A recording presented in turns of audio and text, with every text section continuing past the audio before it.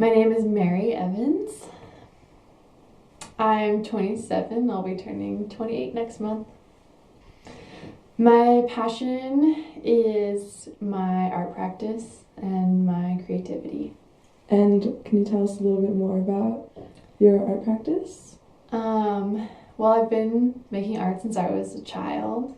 It's always been something that I feel drawn to, and it's extended over many different mediums, painting, drawing, sculpture, metals, textiles. But I'm most well known for a series of tarot decks that I illustrated and published.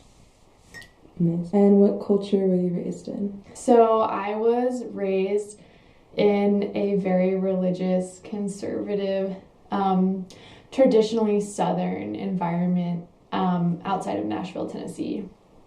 What is the first thing you think of when you hear the word failure? Yeah, it's like a tough one. Like even hearing that, I feel like if you really take a minute to sit with it, it's like this like punch, like ugh. And I was thinking about it, and we were talking about it, of the first time I could really recall, like my earliest memories of feeling failure was through school, because I was so challenged in school. And whereas you may feel like failure when you're younger, disappointing or something like that, I feel like that's the first time it really comes with a name, like the big F of like flunking and failure. And in school, when you fail or you do badly, it's like you're either dumb, you're not smart, or you're not trying. And I was always trying really hard, but I just wasn't doing well. So that was the first real feeling of failure that I encountered, I think. Mm-hmm. And what does failure mean to you?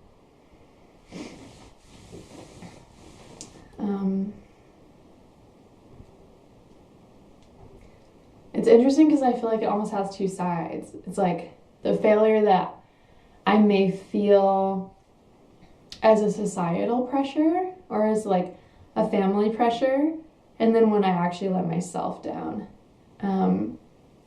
And I mean, maybe the failure that I really feel from myself is the deepest, and I think that often comes from not listening to myself, as so many things that I do are closely tied to my intuition, and like my art is very tied to my intuition.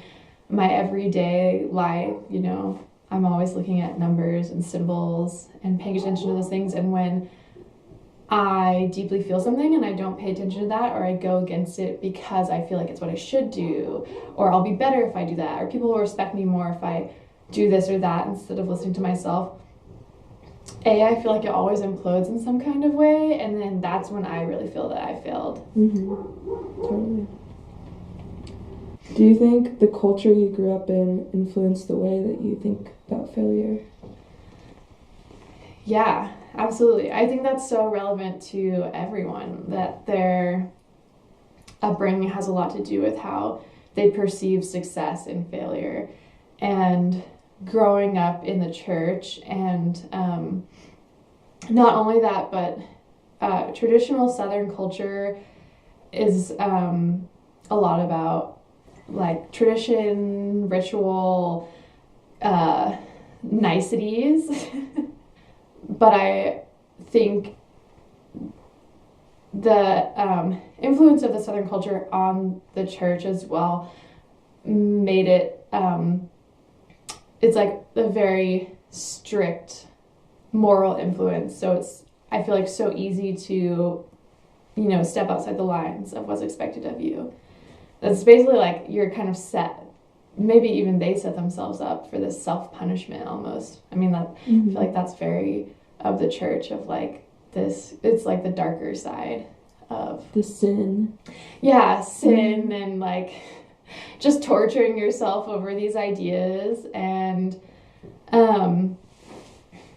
I think, you know, growing up in the church was one of my greatest challenges. And I know absolutely that it's what my parents wanted for me because they thought it was the best thing to be around like-minded people who wanted also good things for their children.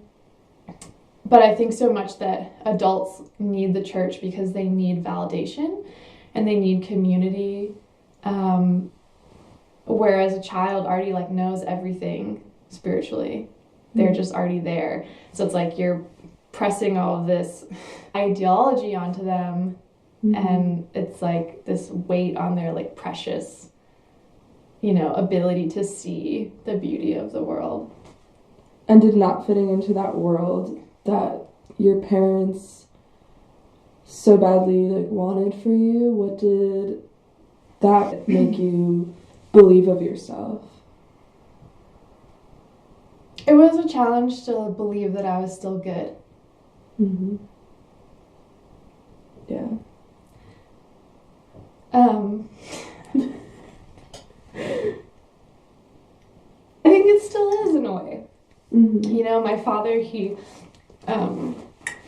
still goes to Southern Baptist Bible study, and it's challenging for him to tell them what I do, because I'm a tarot reader, and it's not accepted. So it's hard to. I see him as a full person, and I see that it's hard for him too, and it's just, we were paired together, and this is what we deal with. And I think, my experience with my upbringing and my family, it's like we both struggle with like feeling failure of not like meeting each other where we would like to be. Yeah. What failure has been the most impactful so far in your life?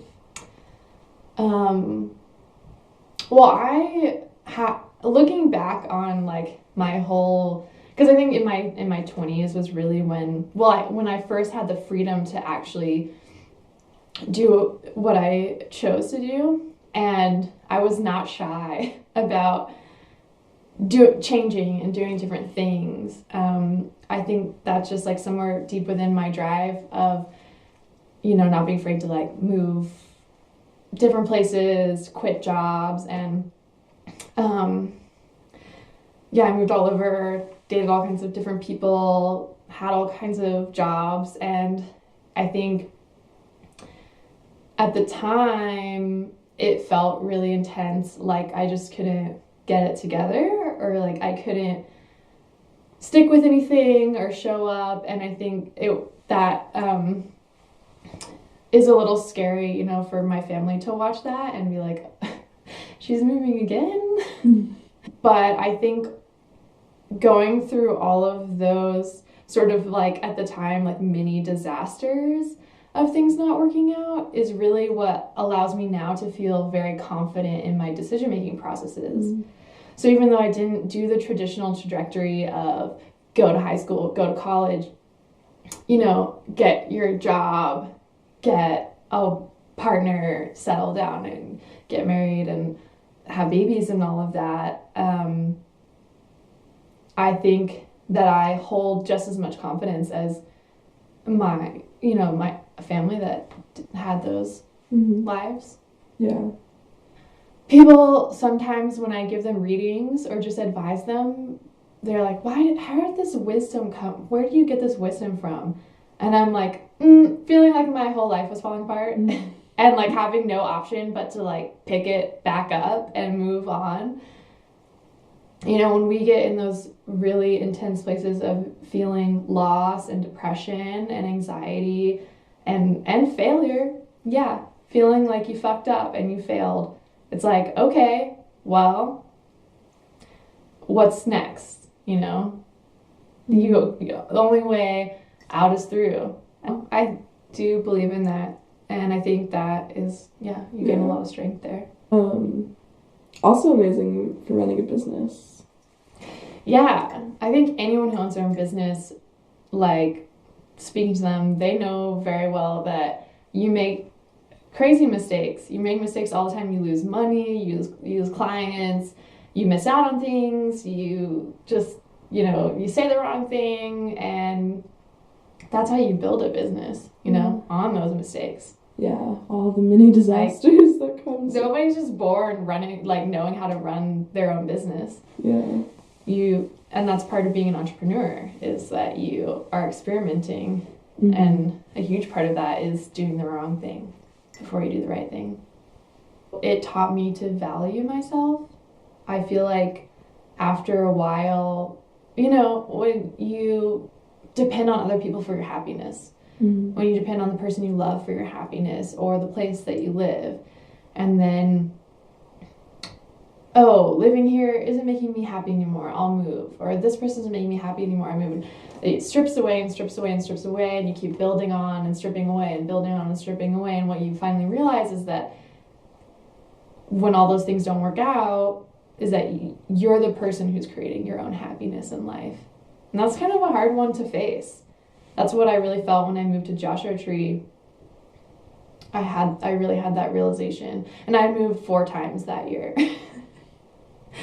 And so I was like at my wit's end of what to do with myself, you know? Mm-hmm.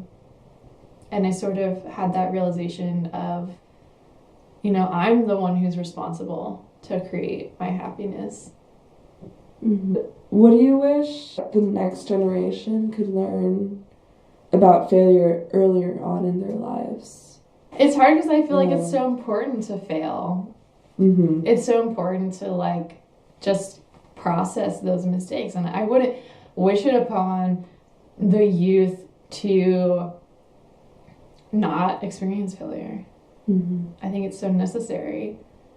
But I see so much potential in the youth and, like, what they believe and stand behind, the way that they're developing. And I really hope they just, like, kick our ass and take over. What do you think about the stigma of failure? Is there anything that you like to change about the stigma? Yeah. It would be nice to, you know, sometimes I interact with those people who are, like, really, I don't know, like, brawny is the word or something, or, like, brassy, and they're just like, well, mess that up, ha ha ha, and they're gonna have that attitude, and it's always so relieving to me to be around people like that, and just like, oh yeah, ha ha.